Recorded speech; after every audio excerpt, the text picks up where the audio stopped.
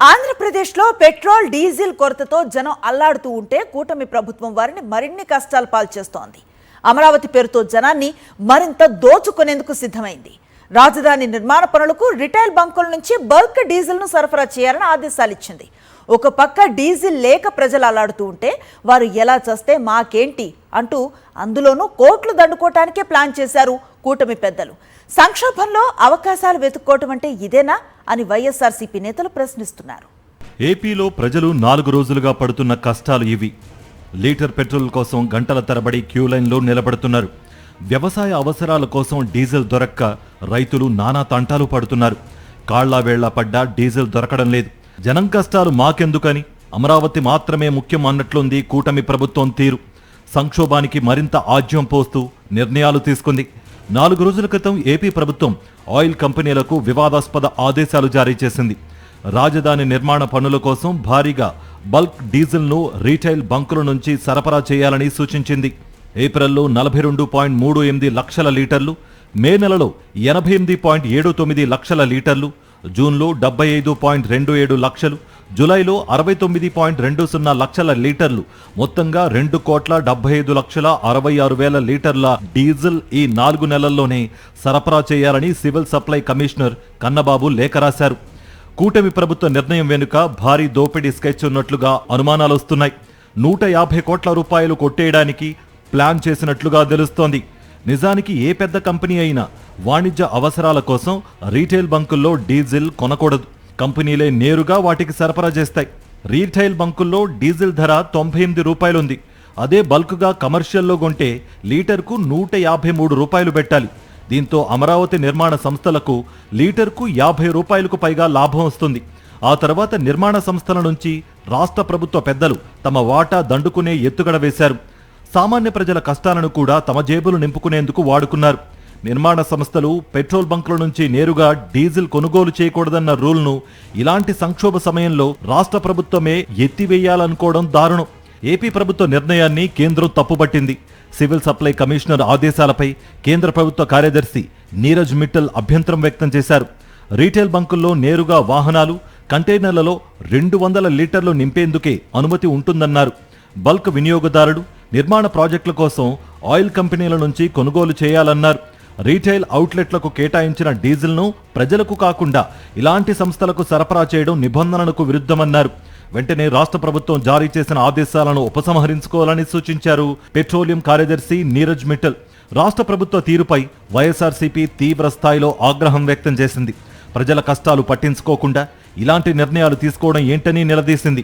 అది అమరావతి సరఫరాల శాఖనా లేక పౌర సరఫరాల శాఖనా అని ప్రశ్నించారు వైఎస్ఆర్సీపీ స్టేట్ కోఆర్డినేటర్ సజ్జల రామకృష్ణారెడ్డి. కూటమి సృష్టించిన కృత్రిమ కొరత వల్లే ఇంధన సంక్షోభం ఏర్పడిందన్నారు.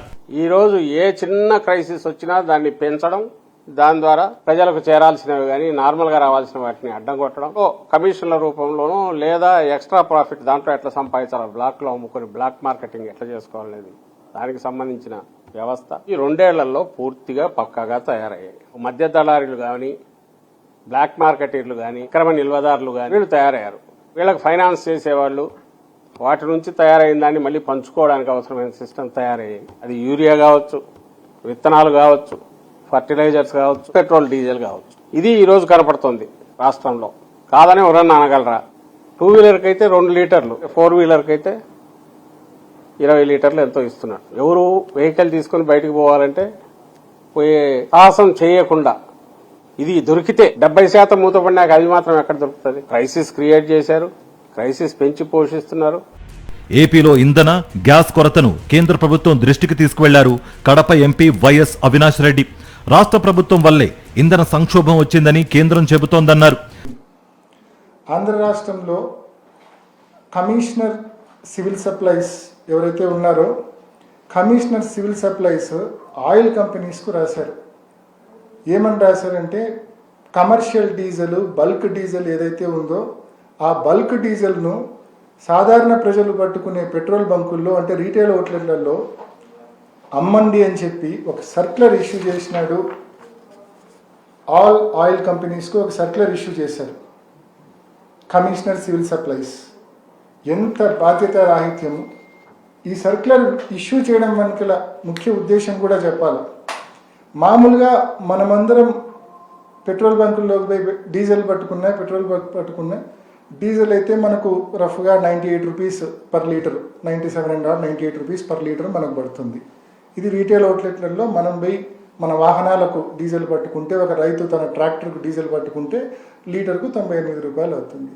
వేరాజ్ ఈ commercial diesel, bulk diesel cost పెరిగి ఈరోజు 153 రూపాయలు ఉంది.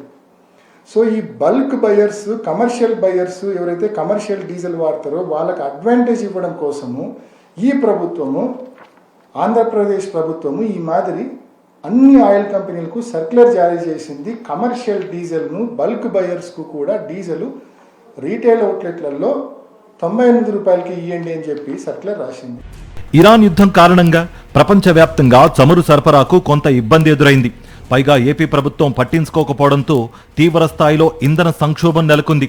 ఏ రాష్ట్రంలోనూ లేని విధంగా పెట్రోల్ బంకుల ముందు జనం క్యూలో నిలబడుతున్నారు. లారీలకు డీజిల్ దొరకడం లేదు. వ్యవసాయ పనులు ఆగిపోయాయి. జనం నానా ఇబ్బందులు పడుతున్నారు. కళ్ల ముందే జనం కష్టాలు కనిపిస్తున్నా ప్రభుత్వం మాత్రం పానిక్ బయింగ్ అని కవర్ చేయడానికి ప్రయత్నిస్తోంది. కొన్ని బంకులు మూతపడ్డాయని చెబుతున్నా ఏపీ వ్యాప్తంగా 70% పైగా బంకులు నో స్టాక్ బోర్డులు పెట్టాయన్నది కాదనలేని వాస్తవం.